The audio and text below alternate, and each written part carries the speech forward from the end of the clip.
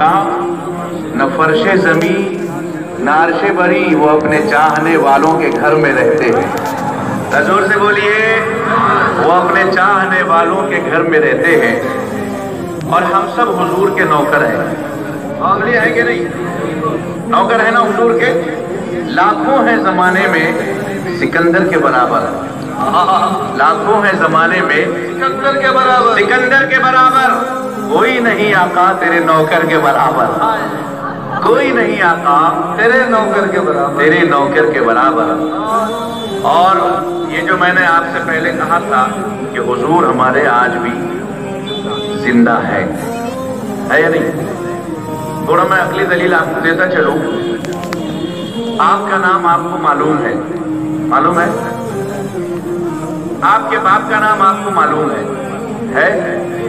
हम आपसे पूछेंगे भाई आपका नाम आपको क्यों मालूम है, तो आप ये कहोगे इसलिए कि हम जिंदा हैं और मेरा नाम जमीन पर लिया जाता है।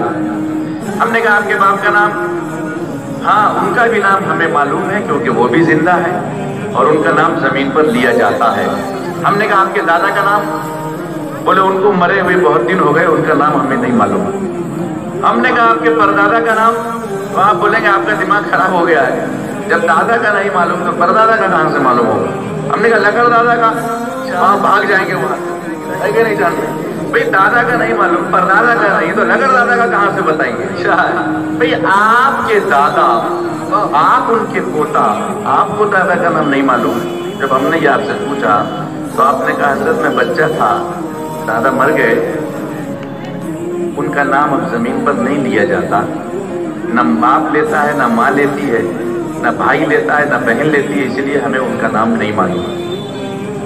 बाप का नाम इसलिए मालूम कि बाप का नाम लिया जाता है, मेरा नाम इसलिए मालूम कि मेरा नाम लिया जाता है, हम जिंदा हैं तो मेरा नाम लिया जाता है, दादा मर गए तो उनका नाम नहीं लिया जाता है। जी, हमने कहा अच्छा अगर जिंदगी का यही कायदा है, अच्छा है, जो लोग जिनका नाम लिया जाए वो जिंदा और जिनका नाम न लिया जाए वो मुर्दा, अगर जिंदगी और मौत का यही कायदा है तो फिर आप मुझे बताओ कि पूरी दुनिया की मस्जिदों में सिर्फ अजान में मेरे नबी का नाम कितनी मर्तबा लिया जाता है, शुमार करके बताओ। बोलिए सुभान अल्लाह, सुभान अल्लाह। है कोई माँ का लाल जो अजान के नाम को शुमार करके बताए? हमने कहा ये बताओ सिर्फ अजान का नाम, हुजूर का सिर्फ अजान में कितनी मर्तबा नाम लिया जाता है, शुमार करके बताओ। पूरी दुनिया ने हाथ जोड़कर अर्ज किया हजरत हम नहीं बता सकते।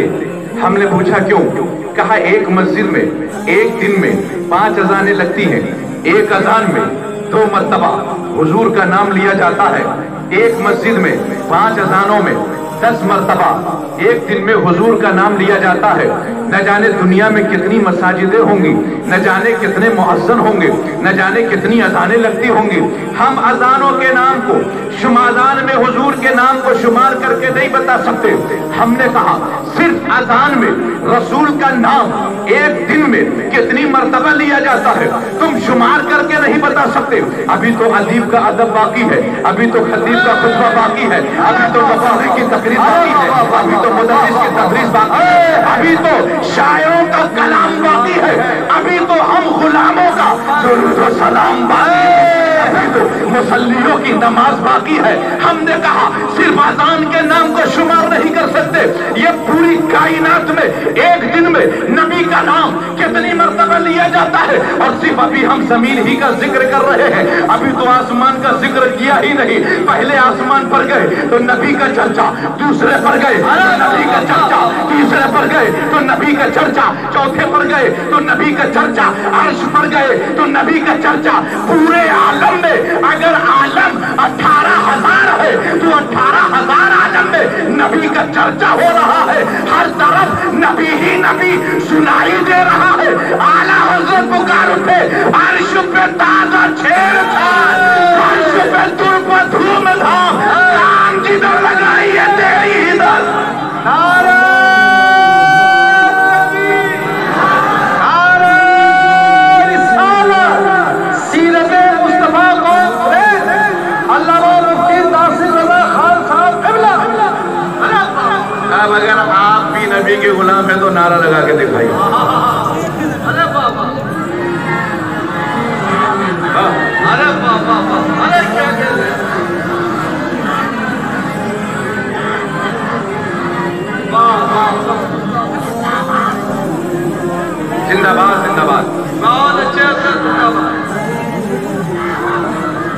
واہ واہ واہ واہ، یہ آنا جانا باقی رکھے، سلامت رکھے نوجوان کو۔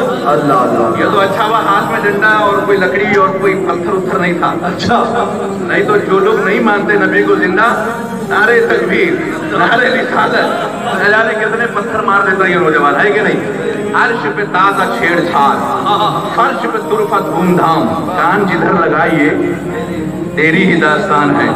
تو وہ نبی زندہ ہے۔ سیرت مصطفیٰ پہ گفتگو آپ نے سماعت کی۔ میں سیرت سے پہلے ولادت ہے حضور کی، ولادت پہلے سیرت بعد میں، اور ولادت سے پہلے نورانیت ہے حضور کی، نورانیت پہلے ولادت بعد میں، ولادت پہلے سیرت بعد میں۔ تو بعد والے کا ذکر ہو گیا ہے، میں شروع والے کا ذکر کرتا ہوں۔ نورانیت، حضور کی نورانیت، تھوڑا آگے آ جائیے، تھوڑا آ جائیے، ماشاءاللہ، آ جائیے، قدم وہاں آئیے، ماشاءاللہ۔ گفتگو سمجھ میں آئے تو ضرور داد سے نوازیے گا، بہت اچھے ہاتھ سے بولیے یا رسول اللہ، یا رسول اللہ۔ نورانیت پہلے، یہ جہاں نور محمد نے سجا رکھا ہے، ورنہ مٹی کے انبار میں کیا رکھا ہے۔ اعلیٰ حضرت فرماتے سب چمک والے اجلوں میں چمکا کیے، اندھے شیشے میں چمکا ہمارا نبی۔ شعر آپ نے بارہا سنا ہوگا، کوئی عطا ہو کرم، سب چمک والے اجلوں میں چمکا کیے، جتنے بھی نبی ہیں 1,24,000 کم و بیش انبیاء سب چمک والے ہیں۔ آدم چمک والے، شیش چمک والے، نوح چمک والے، ابراہیم چمک والے، اسماعیل چمک والے، موسیٰ چمک والے، عیسیٰ چمک والے، یہ تمام کے تمام انبیاء چمک والے ہیں۔ مگر یہ سب جو چمکے ہیں اندھیرے میں نہیں چمکے، یہ چمک میں چمکے ہیں۔ کیسے؟ آدم کی چمک میں شیش چمکے۔ آدم کو اللہ نے جو نبوت دی تھی، جو کچھ دولت دی تھی، آدم نے اپنے بیٹے شیش سے کہا لے یہ نبوت میں تجھے دے رہا ہوں، یہ دولت جو رب نے ہمیں دی ہے تجھے دے رہا ہوں بیٹے، یہ دین سیدھا راستہ ہے، یہ دین اللہ کا پسندیدہ ہے، تو اسی پہ چلنا، بھٹکنا نہیں۔ آدم اپنی چمک میں شیش کو چمکا رہے ہیں۔ شیش جب گئے تو انہوں نے اپنی چمک میں نوح کو چمکایا، اے نوح یہ دیکھو یہ میرے باپ نے مجھے دیا تھا، یہ میں تمہیں دے رہا ہوں۔ شیش کی چمک میں نوح چمکے۔ نوح نے حضرت ابراہیم کو چمکایا، حضرت ابراہیم نے حضرت اسماعیل کو چمکایا۔ ہر باپ اپنے بیٹے کو چمکا رہا ہے۔ تمام انبیاء، ہر صوبے کا نبی الگ، ہر ملک کا نبی الگ، ہر محلے کا نبی الگ، مگر جو بھی نبی آ رہا ہے اس سے پہلے والا نبی اپنے بعد والے نبی کو چمکا رہا ہے۔ اعلیٰ حضرت کہتے ہیں سب چمک والے اجلوں میں چمکا کیے، مگر چاند رضا میں سوچ رہا تھا کہ لباس بشریت میں سب سے پہلے آنے والا نبی آدم ہے۔ آدم نے شیش کو چمکایا، شیش نے نوح کو چمکایا، نوح نے ابراہیم کو چمکایا، ابراہیم نے اسماعیل کو چمکایا۔ سمجھ میں نہیں آتا کہ آدم کو کس نے چمکایا؟ کیا آدم کو کس نے چمکایا؟ آدم نے تو اپنے بعد والے کو چمکایا۔ بشریت کا لباس آدم سے شروع ہو رہا ہے، چمکا بعد والے کو رہے ہیں۔ آدم کو کس نے چمکایا؟ اعلیٰ حضرت کہتے ہیں آدم کو چمکانے والا کوئی اور نہیں ہے، اسی کا نام نور مصطفیٰ ہے، وہی محمد عربی کی ذات ہے۔ آنکھوں گل میں میرے حضور تعالی شریعہ میرے پیر و مرشد فرماتے آنکھوں گل میں نور کی پہلی کرن جانے آدم جانے حوا آپ ہیں، آپ کی طلب کو دیکھا جان دی، قبر میں پہنچا تو دیکھا بے شک۔ سبحان اللہ بولیے، سبحان اللہ۔ آدم علیہ السلام، اب آپ کو میں تھوڑا سمجھاتا چلوں کہ آدم چمکے کیسے۔ انی خالق بشرم من صلصال من حماء مسنون، میں زمین پر ایک بشر بنانے والا ہوں۔ فرشتوں جب میں بشر تیار کر لوں تب چلتا نہیں، چلتا کب؟ فَإِذَا سَوَّيْتُهُ وَنَفَخْتُ فِيهِ مِن رُوحِي، جب میں اپنی روح ڈال سکتا فَقَعُوا لَهُ سَاجِدِينَ، تم سب سجدے میں جانا۔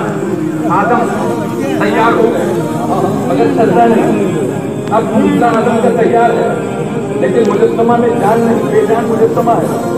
آدم کی روح آدم کے اندر ڈالی گئی، تھوڑی دیر وہ روح کی باہر آ گئی، اگر تھوڑی دیر سے روح گئی اندر تو جان آیا مجسمے میں، بدلے میں جب جان آیا عورت باہر آ گئی تو بے جان ہو گیا۔ تھوڑی دیر میں جان آئی रूह बाहर आ गई, फिर वो बेजान। रूह से पूछा रब ने, गई थी अंदर, वापस क्यों आई? कहा अंधेरा ही अंधेरा है, कुछ समझ में नहीं आ रहा है, इसलिए रुकी नहीं, बाहर आ गई। रब ने कहा ठहर, मैं अपने महबूब के नूर को आदम की पेशानी में डालता हूँ। पेशानी आदम में नबी का नूर डाला, फिर रूह आदम को जिस्म में डाला। अब जब रूह गई तो 100 साल नहीं जान भाई, 900 साल। अब रूह से पूछा, रब ने पहले कही तो भाग आई थी, अब रुकी क्यों? कहा पहले अंधेरा ही अंधेरा था,